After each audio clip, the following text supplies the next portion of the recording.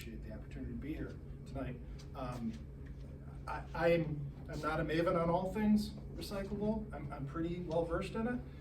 If there's certain things that are maybe beyond my capacity in terms of, and I'm not being glib, I really, engineering or the breakdown of a particular item or something, I might not be able to answer that. But if I can't answer something for you, I'll do my best to reach out to you and consult with my team and get you an answer on anything I can. So I do have a fairly remedial PowerPoint presentation. So Liz, you guys probably all going to watch is like, yeah, we know all that. No, seriously, this is supposed to be Recycling 101. It's like we're all starting over again. I'm serious. That's what it is. I was sort of expecting like 101. Not the Algonquin round table is maybe more like students or something. Yeah, So that's what it is. We're students. So, but if you like, we can go into that. I think I sent you that video. And if you want to start with that, sometimes that's a good jumping off point. There's a little 4.5-minute video that my company had done, which will show you some footage of our trucks picking up recycling, and then it segues into one of our main recycling facilities, and it sort of helps because it takes this discussion from the theoretical to more of the visual. So, if you want to check that out.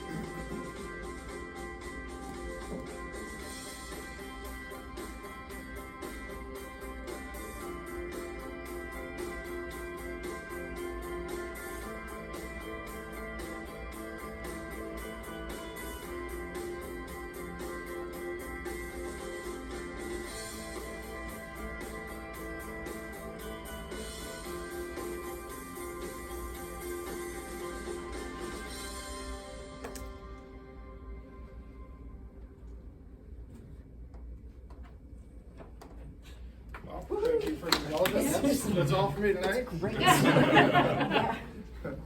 Are we ready for the next, okay, I hope I don't make eyes go together too much here. Would it be easier if everyone I turn that light off again, or is that?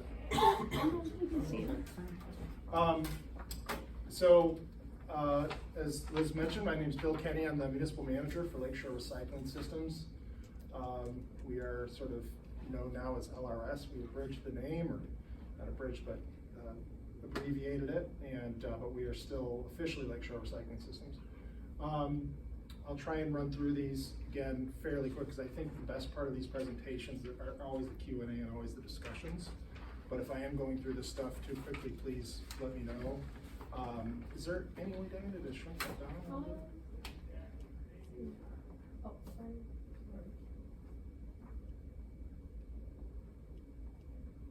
It's okay if I'm not precious about it. Is there a remote control for the projector? It might be just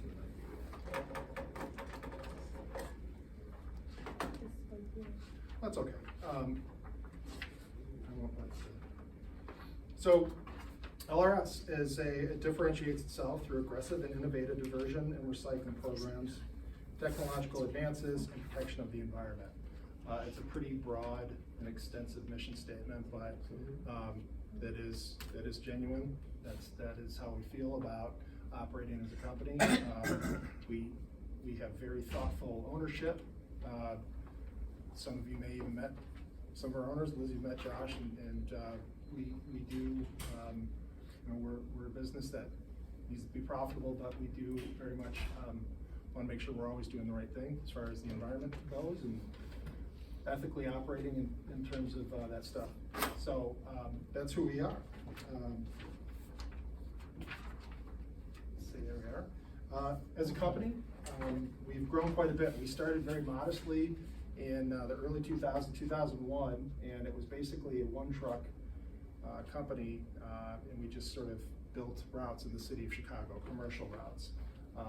Started by a guy named Josh Connell, who was sort of this wonderkind at waste management, young guy. And I just thought he built a better mousetrap. He thought, I could do this better, and so that's what we started. Since then, we've scaled quite a bit. We've got 80 facilities located just in the Midwest alone. We've got a fleet of about over 1,000 trucks at this point. We employ north of 2,000 people. So we're very proud of that. It's been a very organic growth. We've also moved into other parts of the country too, as far south as Tennessee, Arkansas, Missouri. So we're scaling quite a bit, but again, at a very comfortable rate. We diverted and recycled 328,997 tons from Chicago facilities in 2001 alone. That's something we're very proud of. That was obviously a pandemic year, so that might have added a little bit to that, but still quite an accomplishment, we feel. So if you want to, there we are.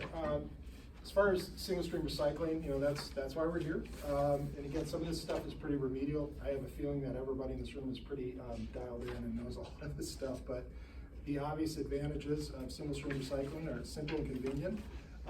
Reduces the any need to sort. I remember when I was growing up, recycling was sort of seen as like a boutique thing, where if you had a plastic bin out, people would sort of look at you almost, oh, what's that? Oh, I'm recycling. Oh, that's adorable. It was sort of, and you had to sort things, papers and plastics, whatnot. We eases landfill use. That's a pretty obvious one right there. We haven't even gone into the organic part of that, but anything that we can do. Landfills are, compared to both the coasts on the east and the west, we're actually pretty flush in Illinois, but we still don't have too many. But anything we can keep out of there, I think we can all agree is a good thing. Disadvantages, contamination. There's two ways that I see it. There's sort of indifference, almost deliberate, not deliberate, but indifference. People just don't care. They don't know any better, and they don't want to learn. They don't want to be better about sort of rinsing things or trying to keep garbage out of the recycling carts, or accidental contamination. A lot of times we get contamination in recycling carts that is based on honest and noble intentions. People might think, I think the best example you could think of is plastic bag you might get from a grocery store, it does have the chasing arrows on it. I can see why people would think, well, it's recyclable, but it's obviously, I shouldn't say obviously, but it's not. It's very expensive. Even in the facility that you saw in that video, that's a facility that we built in 2016. And just since then, that was about a $13–14 million facility. Since then, we've put millions of dollars in it just to upgrade the machinery to make sure that we're always at the apex of good bales and clean bales. So, move ahead there. Waste versus recycling is sort of, just to sort of elaborate on what we were saying. I mean, it's pretty obvious. Obviously, garbage items are things that you see in the lab. Recycling is, it still hasn't changed too much. Paper and fiber, OCC, cardboard, metals, plastic, glass material, milk cartons, Tetra Paks, those sorts of things.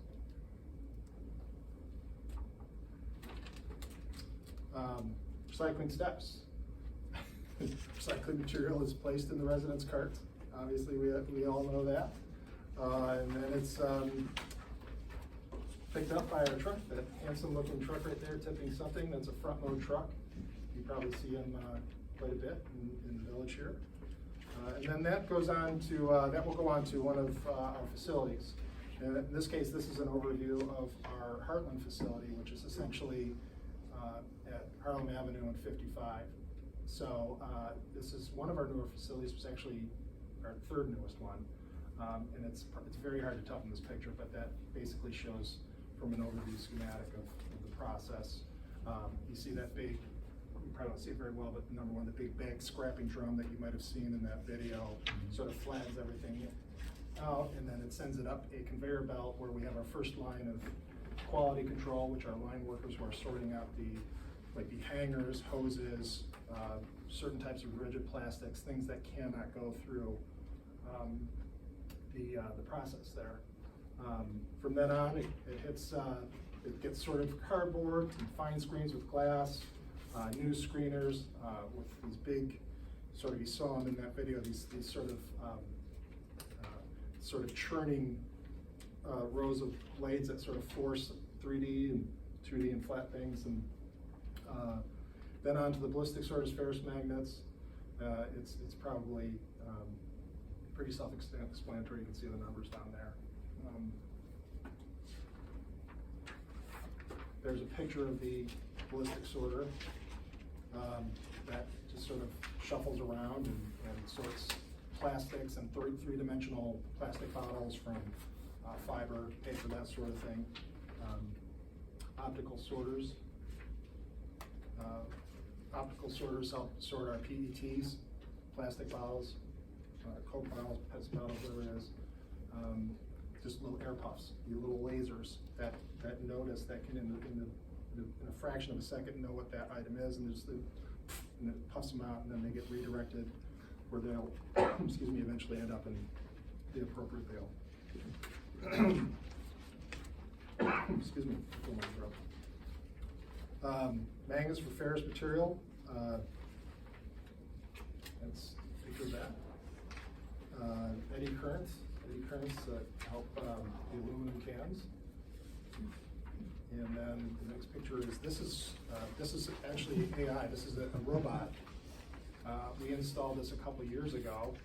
We were one of 2 or 3 haulers in the country that rolled the dice on this. What it does is that helps sort our HD, PE, coloreds and clear, and Tetra Paks. And it's pretty amazing. It gathers information as it goes, so it can recognize logos. We triangulate that with other facilities in the country so we can sort of trade information, and it's pretty weird to see it because it is this robot that almost sort of acts like it's going to grab you at some point. That's been a pretty nice. It's one of those things where that was well over $1 million to install that, but it's been worth it. We don't want to get caught flat-footed when it comes to just having the best technology we can have. So, just some stats at that facility that you saw in the video and what you just saw right there. Takes in about 300 to 450 tons a day. Excuse me, I apologize. I promise just a little tickle. You can see the breakdown of aluminums versus aseptics, cardboards. What's aseptic? Aseptic would be like certain types of milk or juice bottles, that sort of thing. Those sorts of little sort of cardboardy, waxy. Oh, right. Yeah, yeah. We were going at about 18 to 20 tons an hour at that facility. That's probably slowed down to 16 or 17. We've just had to slow the lines down because we have fewer people working next to each other. Just to, with COVID, we've had to sort of tack in different directions, and you know, you can't have guys staggered too close together anymore. We try and get them to be a certain amount of distance, so we do have to slow those lines down a little bit.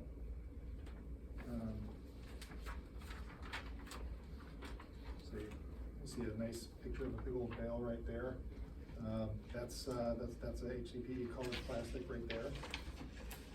What do you do with the tons that you can't process in a day? So what we do is we have a residual rate of about 20%, which means that 80% of what's coming in, we're going to be able to recycle, which is really good considering that we also take in a massive amount of material from the city of Chicago.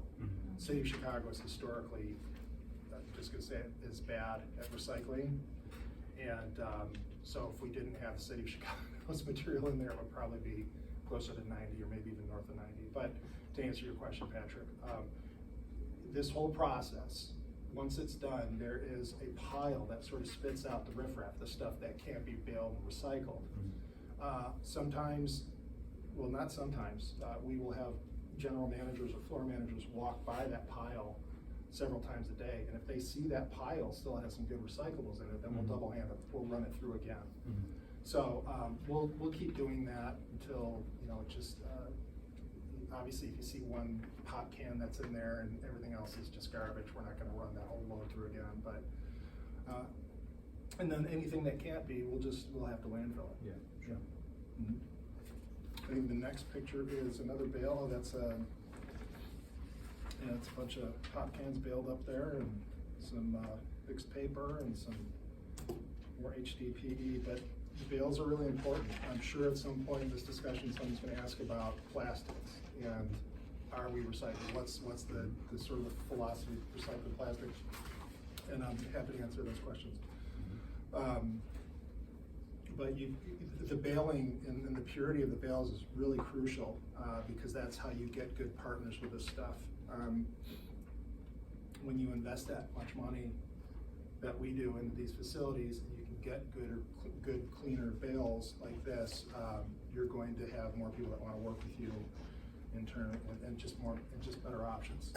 We've literally sold some of these bales to competitors of ours who mix them into their loads, and they say, well, it's not all bad, look at this one right here. So I'm not going to say who those companies are, but that has happened. And then other kinds of recycling. We can get into this as much as you guys want, but we do have several C&D facilities, which would include brick, concrete, dirt, metal, woods. Next page, organics. That's probably going to be discussed too. I know it will be discussed, right, Lynn? That's not going anywhere right now. That is, it's been a sort of a slow drip in the Midwest. To get traction as far as good organics programs in the Midwest has been a tougher slog. Again, like I said earlier, we have relatively flush with landfills, whereas you go to the East Coast and the West Coast, and they say, well, they do a much better job out there. Well, they do, and a lot of that has to do with the cost of getting rid of garbage is so much more because they have far fewer landfills as a ratio. So again, but we are doubling down on organics. It's gaining traction, and we've sort of put our money. We invested in an aerobic. I think I have a picture. Oh yeah, if you go to the next slide. This is. I'm always wondering if I should actually include this because we had to shut this down.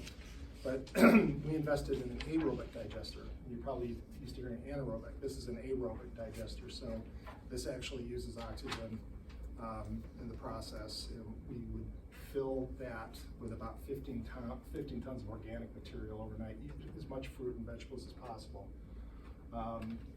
And that would produce about 5 to 6 tons of a soil amendment overnight. Mm-hmm. And that could be used as it's like Milorganite, you know, it's like a steroid for gardens.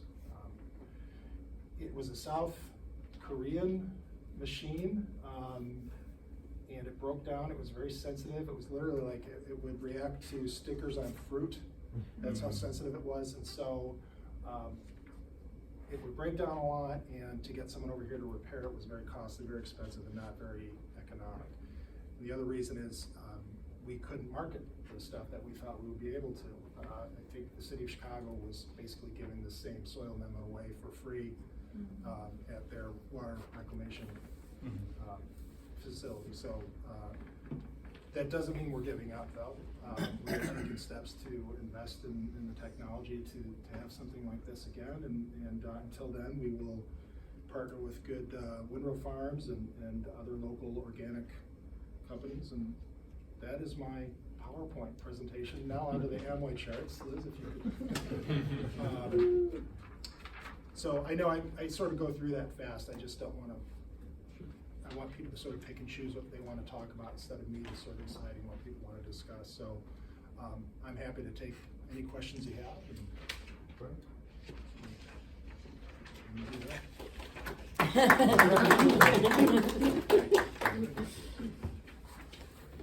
So, does everything that does of the 80%, the 20% that doesn't get recycled,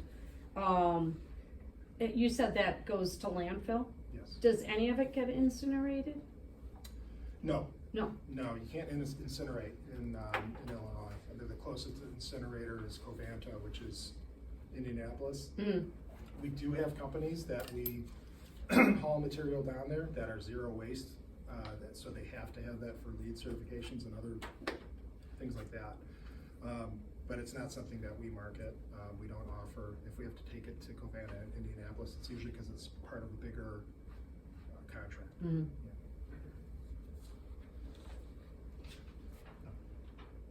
I have tons of questions. Yeah. Yeah. Oh, yeah. Can Bruce Shore one of the facilities? Yes, absolutely. Should I keep going? At some point I was gonna throw that out there too. Oh, yes. We have 2 facilities right now in Chicagoland. That's one of them that you saw in there. The other one is Northbrook, where we take a lot of Winnetka material. That's even a newer one than what you just saw right there. And then we have one that will be coming online in January, February, which is in the back of the yards neighborhood of Chicago. And that is going to be mammoth. That's about 130,000 square feet. Will be permitted for MSW there, municipal solid waste. It'll be a single stream facility. We'll eventually permit for C&D there too. And we want it to be like, what we're gonna call it is basically an eco park, where people can come and sort of, not just tour the facility, but have classrooms that sort of educational components too. So that will be something we want to get people to. But in the meantime, yeah, hey, Liz, you've been. We've done Yeah. a couple of tours. Mm-hmm. We Okay. did one just to the Heartland facility, like, Yeah. without the digester, and then we did another one once you got the digester, actually. Okay, A quick one. gotcha. And then we were planning other ones that again got interrupted. Yeah, But yes, we're excited to do more. And yeah, I think I told you as soon as when we talked a few months ago, I know there are people who want to go to Northbrook, but I know there are people who want to go to back of the yards too, and some of us want to go back to Heartland. yeah. Yeah. I mean, the way I've always put it is, not as a little kid, I'd watch Mr. Rogers and the others, those little videos, the informative Totally. videos, like Sure. at the That's what it's widget like. factory, and even as a 50-year-old man, I still have that when I go and I tour it. I really think it's an amazing process, and so short answer, yes. If you had a group, like an environmental group, we would definitely put something together. Like a Go Green Winnetka group. Yeah. For Yeah. instance. Yeah. What other communities do you work with? And what is your kind of clientele in terms of the types of communities that you work with? Like, what percentage of your business is city of Chicago, large urban? What percentage is suburban like ours? Well, we just started the Blue Card program with the City of Chicago. Well, we've had the Blue Card, but we just scaled it to every, I think it was every 2 flat or under every 3. It's just a massive, huge contract. But that's a lot of garbage that's not exclusively recycling. Yeah. The lion's share of our business is similar to what we do in Winnetka, except it's usually in Winnetka it's just recycling. Almost all the time it's going to be garbage and recycling. And as far as a percentage of our business, I couldn't quantify it, but I can tell you that it makes up a huge part of our business, especially on the North Shore. I mean, we are the hauler for Glencoe, the recycle hauler here, of course, and then you go up north at Highwood, Highland Park, Deerfield, Bannockburn, Riverwood. So we've really, I'm very proud of, we've been able to sort of grow in this area, because this is an area I think we all know where people are very tuned in to this. They're very concerned about recycling properly in the environment. So we get communities where people are just not as interested in it. They're just more sort of indifferent. So. Sure. And so it's part of your job going to them and kind of pitching villages on the benefits of having a program like this. Yeah, I think most communities, all communities are answerable to their residents. Sure. And almost all communities have, not all, but most communities have resident bases that want to do this. They want to do it right, and they want some accountability, because you could go. We've turned down work where people are, communities are just, they're not interested in doing it right. They want to cut corners, and we're not going to mix. We're not going to do some of these other things. It's just, you have to do it right. And then you have communities that want to do a better job, but they're just, maybe economically it's a little tougher there. And I don't mean that in any sort of way, but that is a factor. Sometimes with these communities where it's very consumer based, in terms of what they eat, what they buy, there's going to be a lot more. They're going to get a lot more sort of junk mail trying to get them to get a credit. And yet they don't recycle as well there. So it's on us to go in there and always talk to councils and boards or groups like this and say, hey, what can we do? What do we need to put cart hangers on carts reminding people of what is and what isn't? Do we need to put sorry tags on there if somebody's got a pair of tennis shoes in there or a really soiled pizza box? We do try and take those steps. Sometimes it works, sometimes it doesn't. That's a great segue. And one more question, and I'll take it back to everyone else here. What are some success stories about what works with communities? What are some things that you implemented where there's been a significant change in behavior?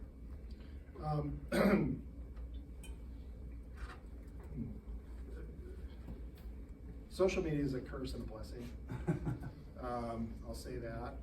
But cart tagging, if you can do it in a way that's not heavy-handed, I don't think it can be invasive if you're not careful. You don't want people to think you're rummaging around their recycled carts, Sure. And I get it, by the way. We've got sensitive stuff in there, but that's sometimes how you do it. Really, the best thing we can do is to try and get people to just correct things that they're doing wrong. And again, that's textiles, plastic bags, the chronic offenders who are putting food in there, something that's going to spoil the whole load because it's not recyclable. And also, what we run into is, if there's a recycling cart out and it's filled with garbage, I'm not going to have my driver take that as recyclables. It's gonna risk the good stuff that's in there. So I've got to now send a driver a garbage truck back there to get it, and Mrs. O'Donohue sees a garbage truck coming and tipping a recycle. Then I get a call, and it's like, yes, we did mix it, but we had to because it was all garbage in there. So optics come into that too. We don't want people to get the wrong idea. We don't countenance mixing stuff, but sometimes we have to in those cases. But yeah,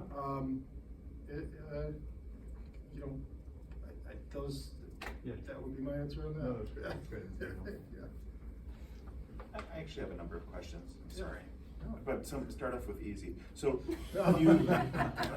so glass, you said only bottles, is that just, why? I mean, why not like glass panes? Like you recycle those in your construction facility, right? We do, right. But you don't recycle those in the consumer? Right. Or is there a technical limitation? It's harder to collect. Okay. But I mean, it's like broken glass in a Yeah. recycling container, that's fine. Right, so more often than not, if we get like a glass ragu jar bottle or something, that we're gonna intentionally break that. Yeah, so I mean, if there's like broken glass in a recycling container, that's probably fine. It's like, if there's. Yeah, we're not gonna, we're gonna tip it, but it's like shredded paper. If it gets in there, it gets in there, we're not gonna. And then like, you know, they use some packaging includes these papers that are like coated with plastics, those are not recyclable, right? Correct. Yeah, and those are filtered out in your single stream issue. Yes. And cans coated with plastic, I guess, are, because those will be, you know, heated and the plastic will incinerate off, probably, right? So a lot of cans come with a liner inside, that's. That's a good question. I have not heard about that, But- but I'll have to ask about that. So I guess, you know, what I wanted to ask is, you talked about 1 and 2, so, right, HDP and PET, right, for Yeah. recycling. When you say those bales are recycled, what do you mean? Well, we keep everything, we don't export anything. It's all kept in the United States. Yeah. And those bales will go down to somebody who might turn it into backpacks, Okay. might turn it into bicycle chain covers. It could be any number of things. And so the village has a contract and we pay for this service, right? And recently we've gone to a gradated waste system where people pay more to throw out more waste. And so I hate to bring this up today, but I don't know did you see the Greenpeace report 2 weeks ago? Yeah, I did. Yeah. I didn't read it, but I heard about it. Yeah. So it's a fascinating report, Yeah. right? Because, you know, what they show is that the data from the EPA in 2018, when plastic recycling to like a finished product hit its all-time high, it was 8.7% of all post-consumer plastic. So that was 3,000 tons out of 35,000 tons of plastic was eventually recycled into something usable. So even in HD1, you know, 1 and 2 plastics, they hit a peak of, you know, 20%, which is below the threshold that people have said of 30%, where it's gonna be something that's even worth continuing.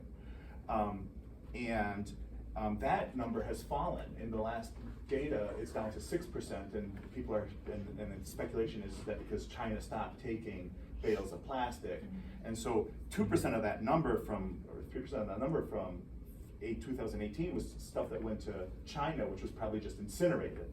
It wasn't really recycled. And on top of that, a lot of the processes that recycle plastic, you know, need heat, and they end up incinerating plastic to generate heat to recycle other plastic. And so the reason I'm saying this is I appreciate that we're all trying to do the right thing. And I certainly think that cardboard, paper, glass, metal, we should keep doing that. Those are recyclable forever. But plastics have never been recycled into, there is no process yet that has been developed to recycle a plastic into a food safe second plastic. The contaminants go up, becomes more hazardous to your health.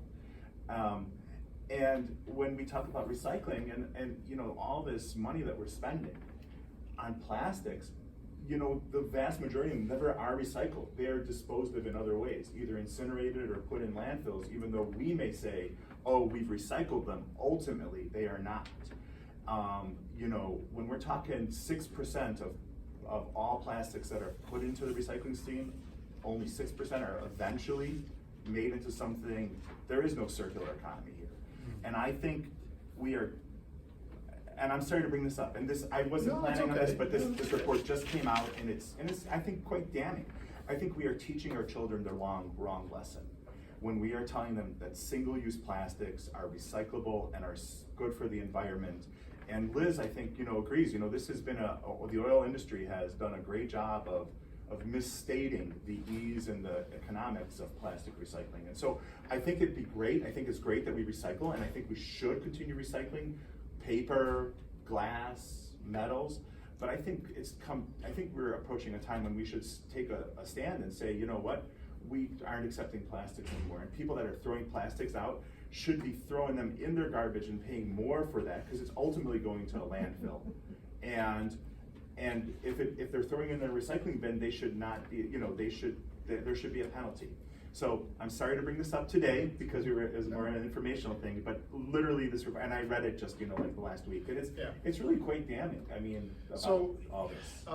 You said a lot there, and you don't feel bad at all. Yeah, I was bringing it up for the community. No, it's good. I'm glad that we have an opportunity to talk about it. I appreciate you bringing it up. I haven't read the article, so full disclosure on that, but I've sort of gotten some of the gist of it, at least. I disagree with you. I disagree with your article. We have very reputable companies that we send this material to. I'm not going to disclose who they are, but they are not fly-by-night operations who tell us we're going to do one thing with it and then bury it in a landfill or do something else with it. They are at the acme of sophistication in terms of technology, how the stuff breaks down. And we are very guarded about that sort of thing too. People are very hawkish about looking at any garbage hauler and following trucks or seeing what you're doing with it. So we have to be very cautious with that too. Plastics are a small amount of what we take in, and we keep very good clean bales, and that's part of the reason I can't stress enough having good clean bales and having technology that can sort this stuff properly, that we have more success than I think this article would give haulers credit for. I can't speak for other haulers and what they do with it, and so I'm not trying to go 5 rounds with you on it. Right. I wasn't trying to impute the haulers. I think it's more a systemic issue, and I don't think it's the front end. I think it's the back end, because it's the people that aggregate all this stuff, and then how do they, and where it processes, and I'm not saying that your bales aren't going to some factory somewhere that's turning them into backpacks, but it appears that the processes involved to do that include a significant amount of plastic incineration to generate the heat necessary to convert the back into a usable form that can then be converted into a backpack. And you could be very right about that. So, the spirit of your question, I totally understand. Yeah, and I wasn't, so I hope I don't come back, and I hope I didn't, well, I know I come off very aggressive, so, No. but I didn't. Excuse me. But yeah, I think that recycling, but I just think that maybe as a society, as a society, we should start reconsidering single-use plastics and how we treat them and how we consider them to be, truly recyclable. Yeah, it's an interesting point. It's a very interesting discussion. As a company, we sort of take the Vince Lombardi approach, which is we strive for perfection, knowing that we'll only reach excellence, and that's about as good as we can get. And it's never going to be perfect, but it's an interesting discussion. I'm not a maven on some of the things he said, so I probably would. Well, I'm just I'm not an expert either. So. No, but I appreciate it. I wish I had a better answer for you.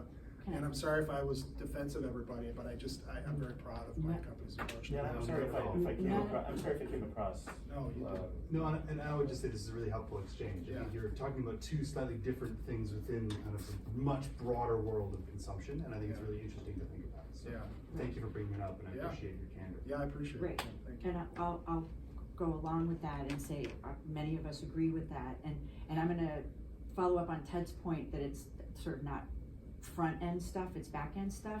But that's not true. It's totally front end stuff, not front end of recycling. It's front end of production and manufacturing that creates products that aren't recyclable at the back end. And so that gets to things like extended producer responsibility, which is gaining huge traction in our country and in our state. And so those are things that will make not just people, like you can tell people we have to pay more to throw more away, but this will incentivize the producers to make and manufacture products in a different way in the first place and make them take responsibility for their packaging and their choices, not put it on consumers or municipalities or even the haulers. Totally. fascinating conversation that Yeah, and- rises to a level above the It is. Winnetka EFC, but definitely well worth Exactly, discussing. so I've said this again, this is why I was such a fan of Lakeshore from the beginning. When you guys came in 2016, you didn't have a landfill, right? You didn't, No, there was, right. you couldn't, like, so I knew everybody's questions, the whole system, does it work, is it, and then again, after 2018, people questioned it even more.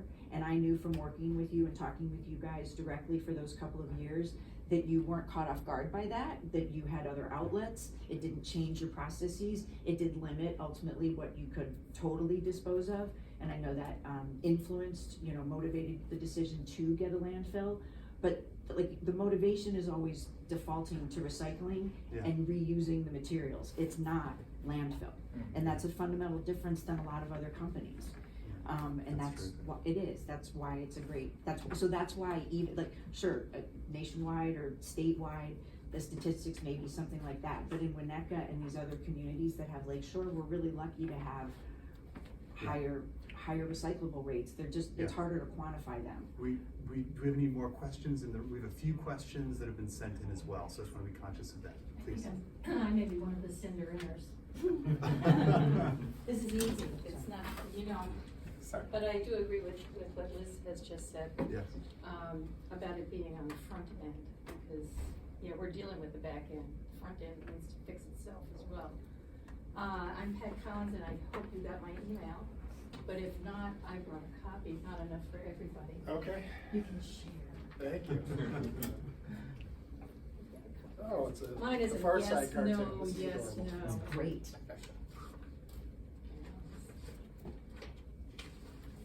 One so good to-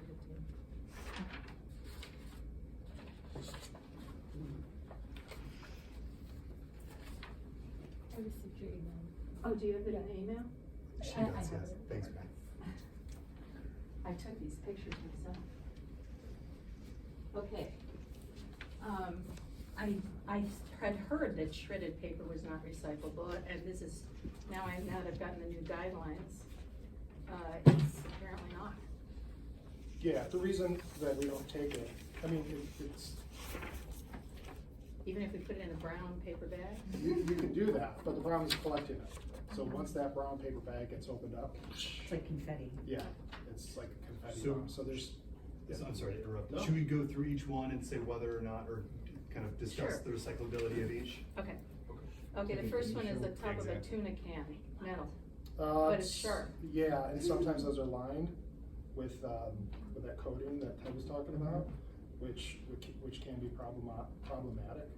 For something like that, I would render that as garbage. Okay. The next one, it's tops I've been so concerned with. I know that it's 1 through 5 and 7. Yeah. Yes. And this is a 2. It's a Allegra Uh, bottle. Yeah, we would take that. And I Okay, would but tell you- I would- the top also? Keep your top on it, just like a plastic bottle. I water mean, bottle. do the tops somehow have a number that is recyclable? Yes, we can, You in can most tell? cases, we can recycle that, so you can leave the cap on it. Okay, Also, I mean, if you just separate them, you put the cap in, the recycled bin too, it's gonna get lost in the fine screen, that's gonna get shaken out. okay. So I would say leave the top on it. See, I just haven't believed the tops got recycled. They do if they stay on, Yeah, that's part of they the have to message. be on. But again, that wasn't always a clear message, but they stay on because of the sorting system they use, the caps would get separated into the wrong thing if they're not on the bottles, Mhm. on the containers. But on the containers, they stay with the plastics, otherwise they get separated out, like, they're heavier, so like, don't they often end up with glass or something? Or Yeah, just it in the also wrong has place? to do with that, sort of the way that we capture 2D and 3D items too, which. sort of- It's beyond me, for sure. Yeah. But you want caps on glass jars too, then? Yeah, So any plastics going, 1 through 5 and 7 can go 1 through in? 5s and 7s, No no sixes. 6s, yeah, 6s would be. 1, solo 2, cups. 5s and 7s or 1, 1, 2, 2? 3, 4, 5. Oh, okay, not 1 through 6. 5s and 7s. Just not 6s. Okay. Okay, the third one is shredded paper, so we've already talked Right. about that. The next one is these weird little Walgreens prescription bottles. Yep. Number 5 and the tops. Are they recyclable? Mhm. We'll take those. Okay, because they're a weird feeling thing. That's the bottom of it. Well, it's sort of like a rigid plastic, and we don't, we don't codify this and put it in writing necessary, but we will take some rigid plastics, we do have an outlet for that, but this wouldn't quite be that, so you could put that in single stream. It'd be okay. Okay, I've been recycling them, but not with confidence. The next one is the, you take the tin foil that's clean, that's, Yeah, been used yeah, in the recycling. yeah, we don't love it. We'll take it. Okay. So what then- is it that, I'm sorry, I was just gonna ask about the tinfoil. Yeah, Go ahead. we'll take it. What is it that you don't, like, is it just, Well, sometimes it can Can't be get soil, sorted there's properly? contamination issues with it. Somebody might confuse with a, you fill a piece of orbit gum in and they think that that's so that be recyclable, it's not, so it can get a little confusing too. But if it's like the piece that is in Patricia's email there, we would take that. Okay, then the next one is like a salad thing. I know it's a number 1, so it's good, but it has, now they're sticking the Yeah. We probably wouldn't want that. stuff on the top. Yeah. So how about if I peel it off? If you peel it off, yeah. Oh, okay. Yeah. I know. It's really annoying to peel it off, but I've Agreed. been doing that. Yeah. Okay, yeah, otherwise it's sort of like the Yeah. single strand stuff. The next one is the gable top. I know they've been taking gable top. This is gable top with a plastic thing in it, plastic The lining, yeah. the- spout. Yeah.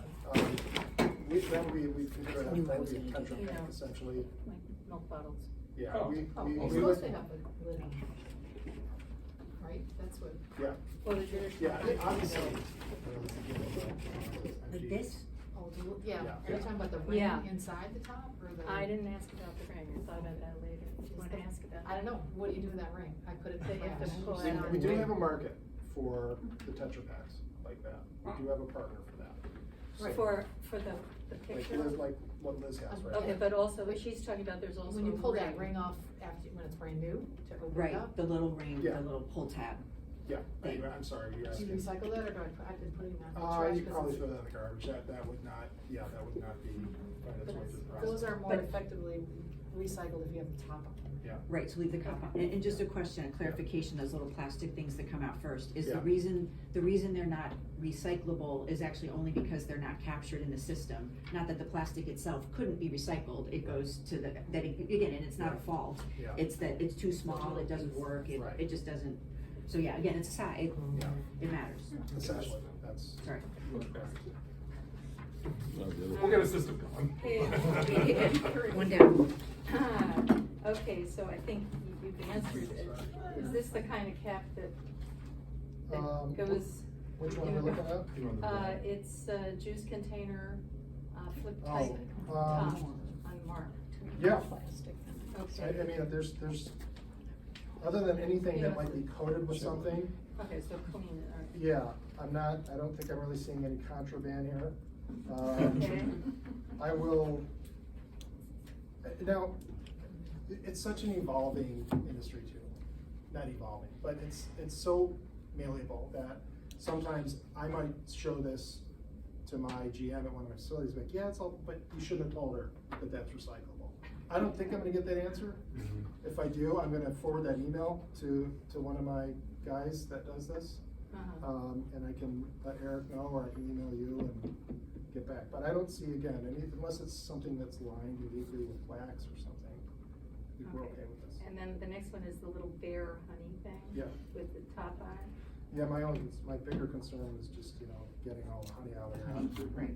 Yeah, But but that dissolves, honey dissolves really easily, really. So you leave the top one, okay. Yeah.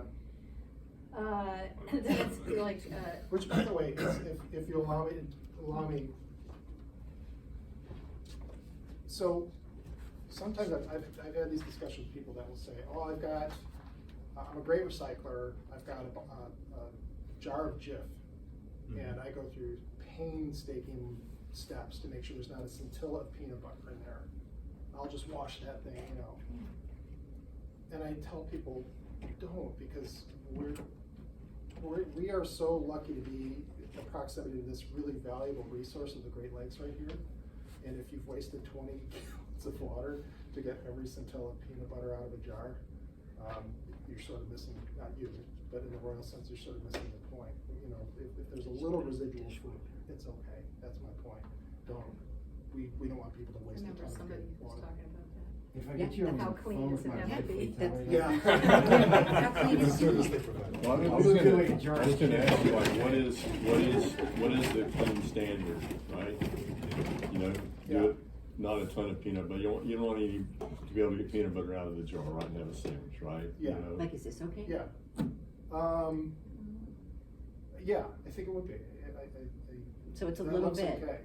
But I also did rinse Just it out a stick it little in the bit. dishwasher. I know, well, that's what I'm saying. I mean, Right. even a pizza Well, look. box, and I could never put this in print, and I know I'm being recorded right now. Yeah. But even, you know, there's a lot of, everybody knows, that's no bueno, no pizza boxes in the recycle bin, because too often they're just lined with cheese and grease. But I've also gotten enough pizzas, yes, even me, where the box is barely any cheese or grease on it. That's perfectly recyclable. Mhm. So it's sort of like, yes, the question is, I hate to sound sarcastic, but it is sort of a you know, it's use your best judgment. Right. If there's a little swipe or flourish of peanut butter in a jar, it's gonna be okay.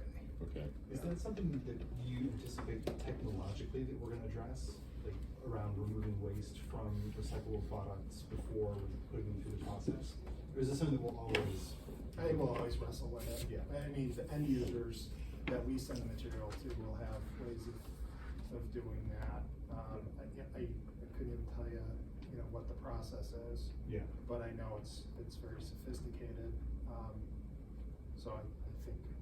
Okay, just curious. But now we can put pizza boxes in the collection points at the schools. Right, at the compost drop Just off. compost. sites. Yes, that's right. I used to take off, I still take off the tops that are clean. Yeah. Yeah, there you go. I'm telling you. We were trying really hard here. Yeah. We're doing our best. In the Kunkel house, I got lots of samples.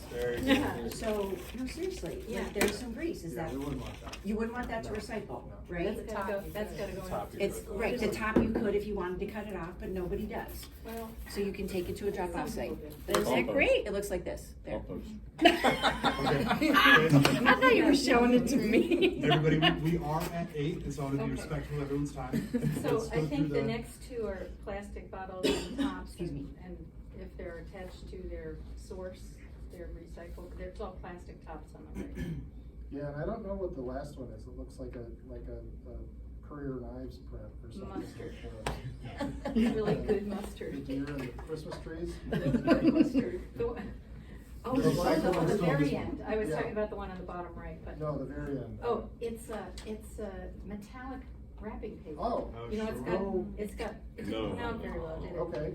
It's got like little, yeah, none, right? That's a good one. It is a good one, we were asking about it. Yeah, Cause it's got metal in the paper, right. so is it recyclable?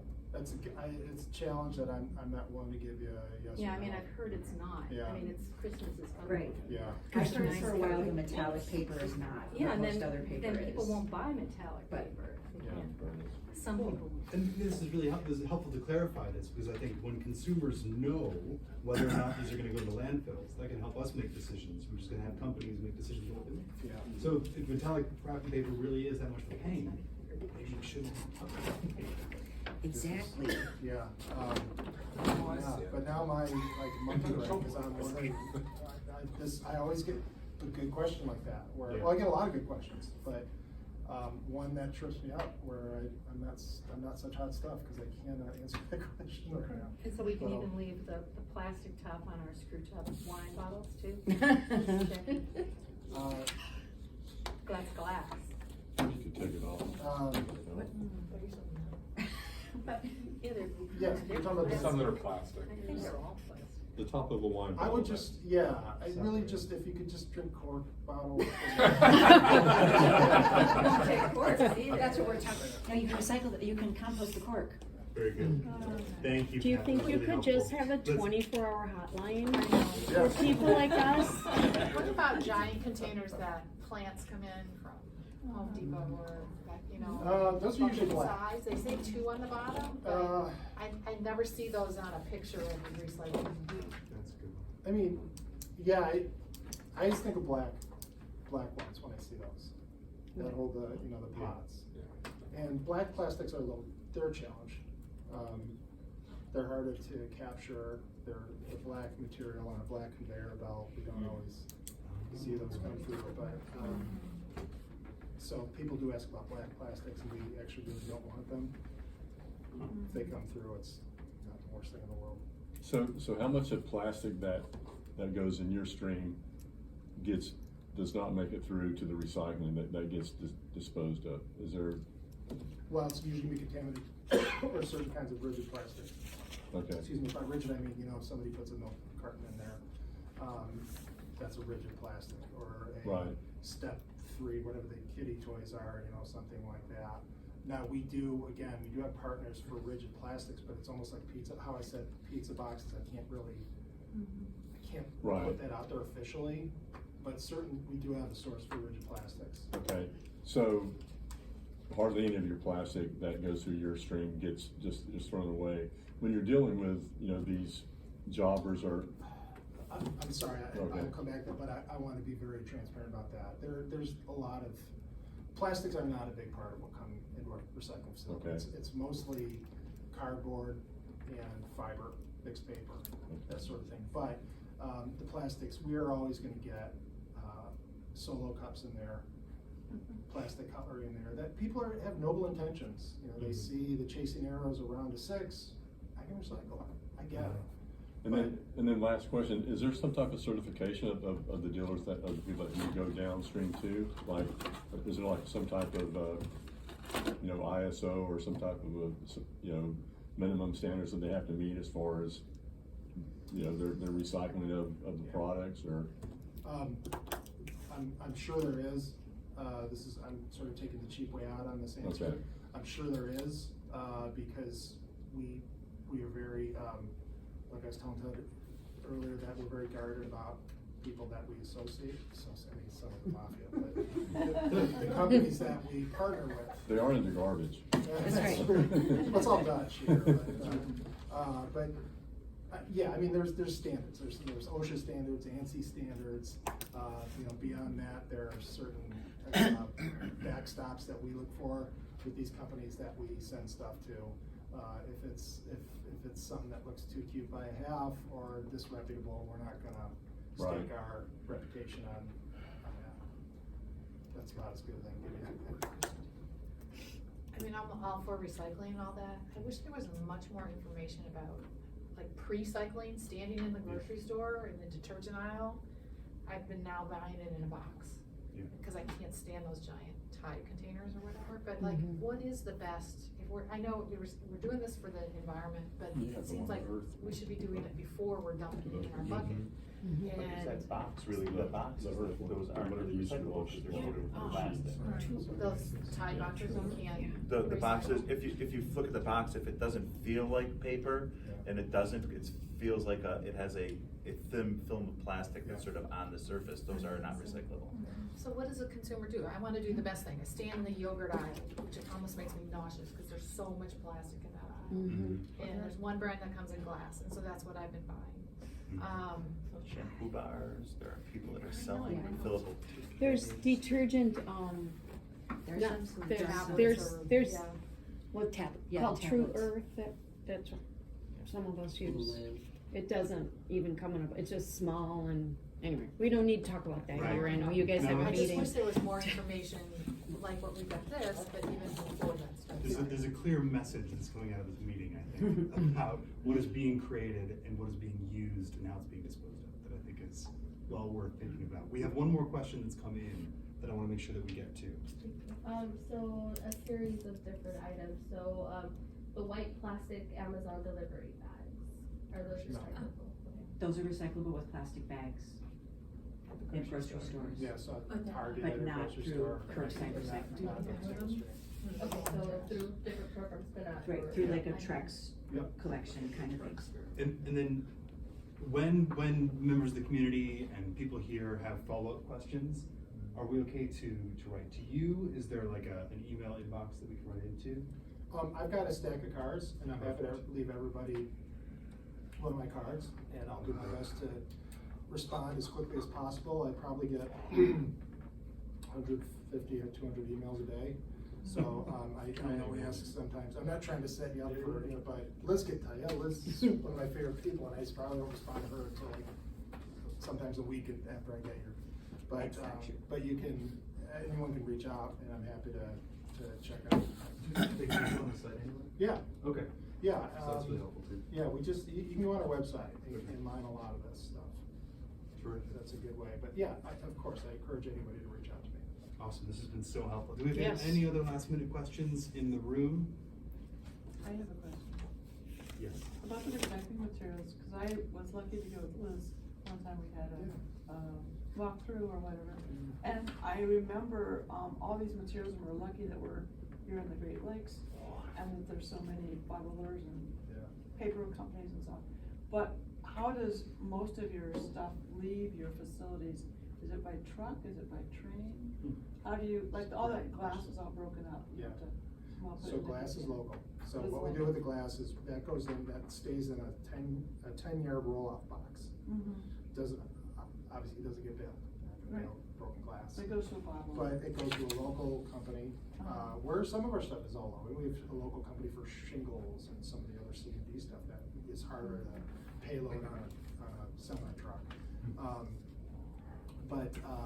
Yeah, as far as moving the stuff, we're actually, I can't reveal too much about it, but we are right now working with another company, a large, very reputable, good company in Chicagoland, to partner with to barge this stuff, which will save us tons of wear and tear on the road, tons of carbon emissions, also.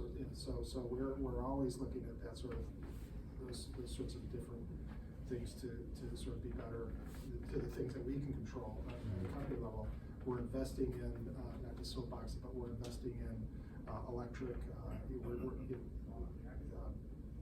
The CNG trucks are probably not long for this world. They're harder to get. There's only one, I think, chassis maker for those, or one maker of those, and they break down. That's right. CNG truck. Yeah. What is a CNG truck? Oh, I'm sorry, compressed natural gas. So it's an alternative to